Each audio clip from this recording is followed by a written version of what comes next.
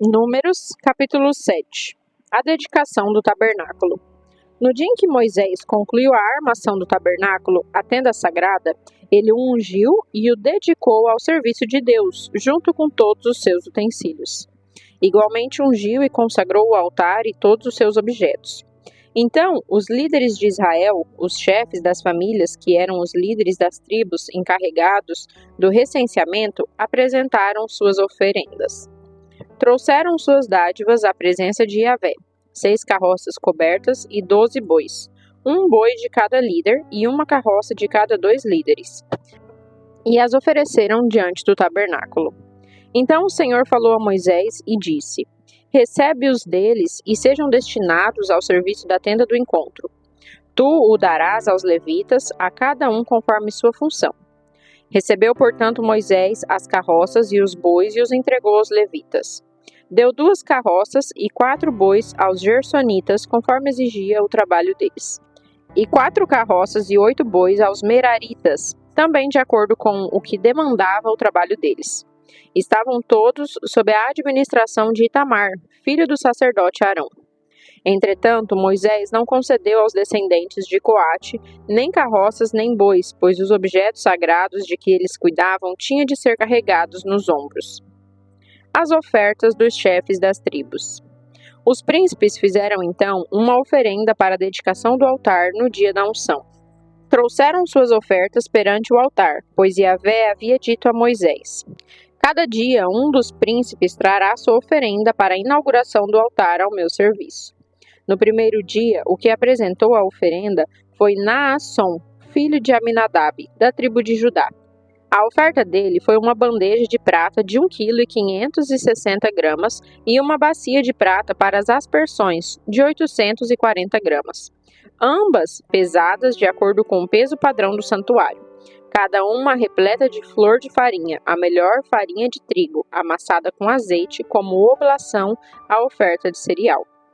Uma vasilha de ouro de 120 gramas, cheia de incenso, um novilho, um carneiro e um cordeiro de 1 ano como holocausto, um bode para sacrifício pelo pecado, e 2 bois, 5 carneiros, 5 bodes e 5 cordeiros de 1 ano para serem oferecidos como sacrifício de comunhão. Essa foi a oferta de Naasson, filho de Aminadab. No segundo dia, Natanael, filho de Zuar e líder de Issacar, trouxe sua oferta. E a oferenda dele foi uma bandeja de prata de 1,560 kg e uma bacia de prata para as aspersões, de 840 gramas, ambas pesadas de acordo com o peso padrão do santuário. Cada uma repleta de flor de farinha de trigo amassada com óleo puro de oliva, como oferta de oblação. Uma vasilha de ouro de 120 gramas, cheia de incenso. Um novilho, um carneiro e um cordeiro de 1 ano como holocausto. Um bode como oferta pelo pecado. E 2 bois, 5 carneiros, 5 bodes e 5 cordeiros de 1 ano, para serem oferecidos como sacrifício de paz e comunhão. Essa foi a oferta de Natanael, filho de Zuar. No terceiro dia, Eliabe, filho de Elon, e príncipe de Zebulon, trouxe sua oferta. Sua oferta foi uma bandeja de prata de 1,560 kg e uma bacia de prata para as aspersões de 840 gramas, ambas pesadas de acordo com o peso padrão do santuário.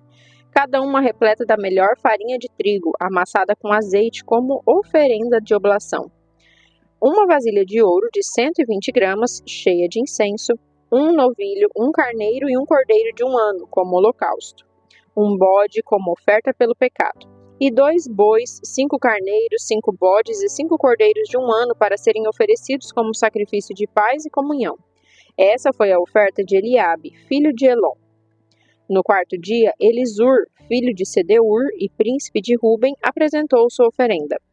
Sua oferta foi uma bandeja de prata de 1,560 kg e uma bacia de prata para as aspersões de 840 gramas. Ambas pesadas de acordo com o peso padrão do santuário. Cada uma repleta de flor da melhor farinha de trigo amassada com azeite como oferenda de oblação. Uma vasilha de ouro de 120 gramas, cheia de incenso, um novilho, um carneiro e um cordeiro de 1 ano como holocausto. Um bode para o sacrifício pelo pecado e 2 bois, 5 carneiros, 5 bodes e 5 cordeiros de 1 ano para serem oferecidos como sacrifício de comunhão. Essa foi a oferta de Elisur, filho de Sedeur. No quinto dia, Selumiel, filho de Zurizadai e príncipe de Simeão, trouxe sua oferta. A oferenda trazida por ele foi uma bandeja de prata de 1,560 kg e uma bacia de prata para as aspersões de 840 gramas, ambas pesadas de acordo com o peso padrão do santuário, cada uma repleta da melhor farinha de trigo amassada com azeite, como oferta de oblação. Uma vasilha de ouro de 120 gramas cheia de incenso, um novilho, um carneiro e um cordeiro de 1 ano como holocausto, um bode para o sacrifício pelo pecado, e 2 bois, 5 carneiros, 5 bodes e 5 cordeiros de 1 ano para serem oferecidos como sacrifício de paz e comunhão. Essa foi a oferta de Selumiel, filho de Zurizadai. No sexto dia, Eliasaf, filho de Deuel e príncipe de Gade, trouxe sua oferta. Sua oferenda foi uma bandeja de prata de 1,560 kg e uma bacia de prata para as aspersões de 840 gramas, ambas pesadas de acordo com o peso padrão do santuário, cada uma repleta da melhor farinha de trigo amassada com azeite como oferta de oblação. Uma vasilha de ouro de 120 gramas cheia de incenso, um novilho, um carneiro e um cordeiro de 1 ano como holocausto, um bode para o sacrifício pelo pecado, e 2 bois, 5 carneiros, 5 bodes e 5 cordeiros de 1 ano, para serem oferecidos como sacrifício de paz e comunhão. Essa foi a oferta de Eliasaf, filho de Deuel. No sétimo dia, Elisama, filho de Amiúde e príncipe de Efraim, trouxe sua oferenda, e a oferta dele foi uma bandeja de prata de 1,560 kg e uma bacia de prata para as aspersões de 840 gramas, ambas pesadas de acordo com o peso padrão do santuário, cada uma repleta da melhor farinha de trigo amassada com azeite, como oferta de oblação. Uma vasilha de ouro de 120 gramas cheia de incenso, um novilho, um carneiro e um cordeiro de 1 ano como holocausto, e um bode como oferta pelo pecado, e 2 bois, 5 carneiros, 5 bodes e 5 cordeiros de 1 ano, para serem oferecidos como sacrifício de paz e comunhão. Essa foi a oferta de Elisama, filho de Amiúde. No oitavo dia, trouxe sua oferta Gamaliel, filho de Pedazur e príncipe dos filhos de Manassés. Sua oferenda foi uma bandeja de prata de 1,560 kg e uma bacia de prata para as aspersões de 840 gramas, ambas pesadas de acordo com o peso padrão do santuário, cada uma repleta da melhor farinha de trigo amassada com azeite como oferta de oblação. Uma vasilha de ouro de 120 gramas cheia de incenso, um novilho, um carneiro e um cordeiro de 1 ano como holocausto, um bode como oferenda pelo pecado, e 2 bois, 5 carneiros, 5 bodes e 5 cordeiros de 1 ano para serem oferecidos como sacrifício de paz e comunhão. Essa foi a oferta de Gamaliel, filho de Pedazur. No nono dia, Abidá, filho de Gideone e príncipe dos filhos de Benjamim, apresentou a sua oferenda. E a oferta que ele trouxe foi uma bandeja de prata de 1,560 kg e uma bacia de prata para as aspersões de 840 gramas, ambas pesadas de acordo com o peso padrão do santuário, cada uma repleta da melhor farinha de trigo amassada com azeite, como oferta de oblação. Uma vasilha de ouro de 120 gramas cheia de incenso, um novilho, um carneiro e um cordeiro de 1 ano como holocausto, e um bode como oferenda pelo pecado, e 2 bois, 5 carneiros, 5 bodes e 5 cordeiros de 1 ano para serem oferecidos como sacrifício de paz e comunhão. Essa foi a oferta de Abidá, filho de Gideone. No 10º dia, Aiezer, filho de Amizadai e príncipe dos filhos de Dan, apresentou sua oferenda. E a oferta que ele trouxe foi uma bandeja de prata de 1,560 kg e uma bacia de prata para aspersões de 840 gramas, ambos pesados de acordo com o peso padrão do santuário, cada uma repleta da melhor farinha de trigo amassada com azeite como oferta de oblação. Uma vasilha de ouro de 120 gramas cheia de incenso, um novilho, um carneiro e um cordeiro de 1 ano como holocausto, e um bode como oferenda pelo pecado, e 2 bois, 5 carneiros, 5 bodes e 5 cordeiros de 1 ano para serem oferecidos como sacrifício de paz e comunhão. Essa foi a oferta de Aiezer, filho de Amizadai. No 11º dia, Pagiel, filho de Ocrã e príncipe de Azer, trouxe sua oferta. E a oferenda trazida por ele foi uma bandeja de prata de 1,560 kg e uma bacia de prata para as aspersões, de 840 gramas, ambos pesados de acordo com o peso padrão do santuário, cada uma repleta da melhor farinha de trigo amassada com azeite, como oferta de oblação. Uma vasilha de ouro de 120 gramas cheia de incenso, um novilho, um carneiro e um cordeiro de 1 ano, como holocausto. Um bode como oferta pelo pecado, e 2 bois, 5 carneiros, 5 bodes e 5 cordeiros de 1 ano para serem oferecidos como sacrifício de paz e comunhão. Essa foi a oferta de Pagiel, filho de Ocrã. No 12º dia, Airá, filho de Enã e príncipe de Naftali, apresentou sua oferenda. E a sua oferta foi uma bandeja de prata de 1,560 kg e uma bacia de prata para as aspersões, de 840 gramas, ambas pesadas de acordo com o peso padrão do santuário, cada uma repleta da melhor farinha de trigo, amassada com azeite, como oferta de oblação. Uma vasilha de ouro de 120 gramas, cheia de incenso. Um novilho, um carneiro e um cordeiro de 1 ano como holocausto. Um bode como oferta pelo pecado, e 2 bois, 5 carneiros, 5 bodes e 5 cordeiros de 1 ano, para serem oferecidos como sacrifício de comunhão e paz. Essa foi a oferta de Airã, filho de Enã. Essas foram as ofertas dos líderes israelitas, os príncipes de Israel, para a dedicação do altar no dia em que este foi ungido. Ao todo foram 12 bandejas de prata, 12 bacias de prata para as aspersões, 12 vasilhas de ouro. Cada bandeja de prata pesava 1,560 kg e cada bacia para as aspersões pesava 840 gramas. O total de peças de prata pesava 28,8 kg, com base no peso padrão do santuário. As 12 vasilhas de ouro cheias de incenso pesavam cada uma 120 gramas, também com base no peso padrão do santuário. O total de vasilhas de ouro pesava 1,440 kg. O total de animais oferecidos em holocausto foi 12 novilhos, 12 carneiros e 12 cordeiros de 1 ano, juntamente com as oblações, as ofertas de cereais que acompanhavam essas oferendas. 12 bodes foram trazidos e abatidos como oferta pela expiação dos pecados. O total de animais oferecidos em sacrifício de comunhão e paz foi 24 bois, 60 carneiros adultos, 60 bodes e 60 carneiros de 1 ano. Foram essas as oferendas trazidas para a congregação do altar, depois que este foi ungido. Quando Moisés entrava na tenda do encontro para falar com Yahvé, ouvia a voz que falava do alto, fluindo por entre os 2 querubins moldados sobre o propiciatório, a tampa da arca da aliança. Era dessa maneira que o Senhor se comunicava com ele. Números, capítulo 8. As 7 lâmpadas do candelabro. Então o Senhor Deus disse a Moisés: Fala a Arão, tu lhe dirás: quando colocares as lâmpadas, será de tal maneira que as 7 lâmpadas iluminem a parte dianteira do candelabro. E Arão procedeu deste modo. Colocou as lamparinas de forma que iluminassem o espaço em frente do candelabro, conforme Yahvé havia ordenado a Moisés. O candelabro era moldado em ouro batido, do pedestal às imagens das flores que o ornavam, tudo em conformidade com o próprio modelo que o Senhor havia revelado a Moisés. Os levitas são consagrados a Deus. E Yahvé falou a Moisés e disse: Toma os levitas do meio dos filhos de Israel e purifica-os. Com a intenção de purificá-los, procederás do seguinte modo: borrifarás sobre eles a água da purificação. Eles também deverão rapar todo o corpo e lavar suas roupas. Assim ficarão purificados.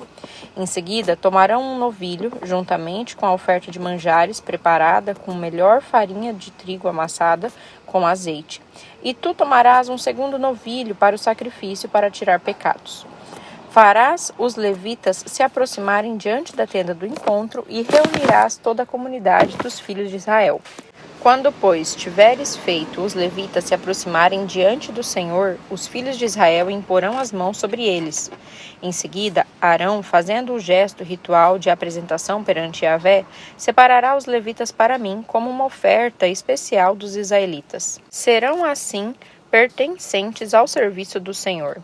Os levitas, logo a seguir, colocarão a mão sobre a cabeça dos novilhos. Com um dos animais, tu farás um sacrifício para tirar pecados, e com o outro, uma oferta que será completamente queimada em holocausto, com o objetivo de purificar os próprios levitas.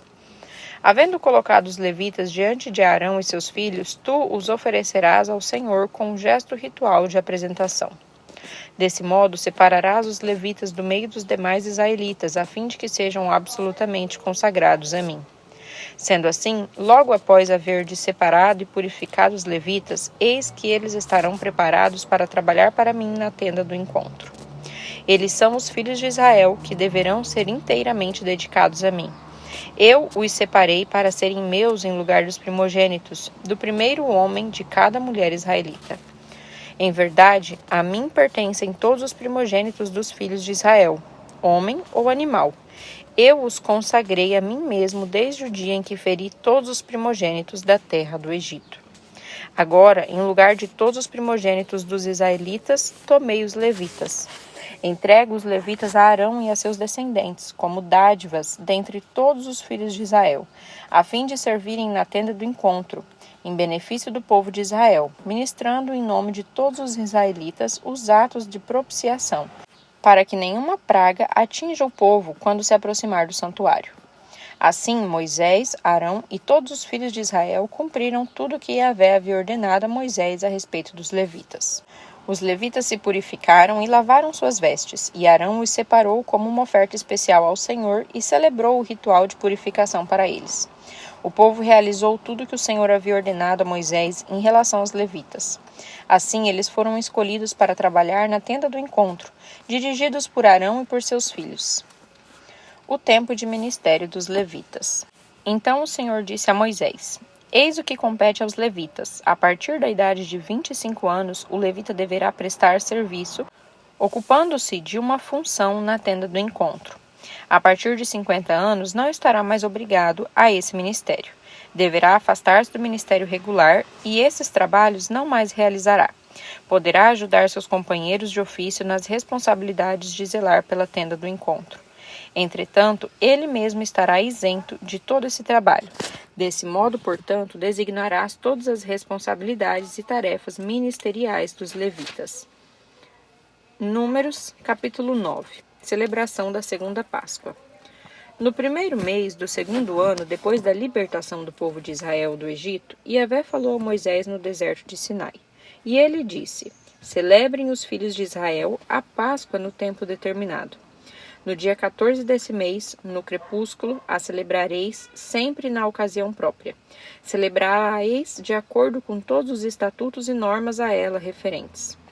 Sendo assim, Moisés mandou que os israelitas comemorassem a Páscoa, e eles passaram a comemorá-la no dia 14 do primeiro mês, ao pôr do sol, no deserto do Sinai. Os israelitas fizeram tudo o que o Senhor havia ordenado a Moisés. Contudo, algumas pessoas tornaram-se impuras porquanto tocaram em um cadáver e por isso não puderam comemorar a Páscoa naquele dia. Entretanto, essas pessoas recorreram a Moisés e Arão e os consultaram. Estamos impuros devido a termos tocado num morto. Por que seremos excluídos e privados de fazer a oferta a Yahvé no tempo estimulado junto aos demais filhos de Israel? Assegurou-lhes Moisés: Aguardai para que eu saiba o que Yahvé ordena ao vosso respeito. Então o Senhor falou a Moisés e ordenou: Fala aos filhos de Israel e dize-lhes: Se alguém do meio de vós ou dos vossos descendentes se achar impuro devido ao contato com um morto ou estiver numa longa viagem, celebrará ainda assim o Pessá ao Eterno, a Páscoa de Yahvé. No segundo mês, aos 14 dias desse mês, ao cair da tarde, a celebrarão. Com pães matzot, não fermentados, e ervas amargas comerão o cordeiro do sacrifício. Não deverá restar dela nada para o dia seguinte, nem se lhe quebrará osso algum. Segundo todo o ritual da Páscoa, celebrarão. Aquele, entretanto, que se encontrar puro ou não estiver em viagem e deixar de celebrar a Páscoa, será exterminado do seu povo. Não trouxe a oferenda do Senhor no tempo determinado, e por esse motivo sofrerá as consequências do seu pecado. Se algum estrangeiro reside entre vós e celebra a Páscoa a Yahvé, Deverá celebrá-la segundo o ritual e os costumes da Páscoa. Haverá entre vós apenas um estatuto e uma lei, tanto para o estrangeiro como para o natural da terra. A nuvem sobre a santa habitação. No dia em que foi armado o tabernáculo, a tenda que guarda as tábuas da aliança, veio uma nuvem e o cobriu. De noite, a nuvem parecia flamejante. Era sempre assim. De dia, a nuvem cobria o tabernáculo, e de noite tomava o aspecto de fogo e resplandecia até o raiar do sol. Quando a nuvem se elevava sobre o tabernáculo, então os filhos de Israel punham-se em marcha no lugar onde a nuvem parava. Aí acampavam os israelitas. De acordo com a ordem do Senhor, o povo de Israel partia e, segundo a ordem do Senhor, acampavam. Permaneciam acampados durante todo o tempo em que a nuvem repousava sobre a santa habitação. Se a nuvem permanecesse muitos dias sobre o tabernáculo, os filhos de Israel prestavam seu culto a Yahvé e não partiam. Às vezes, a nuvem se detinha poucos dias sobre o tabernáculo, então acampavam segundo as orientações do Senhor, e também partiam em conformidade com as ordens de Yahvé.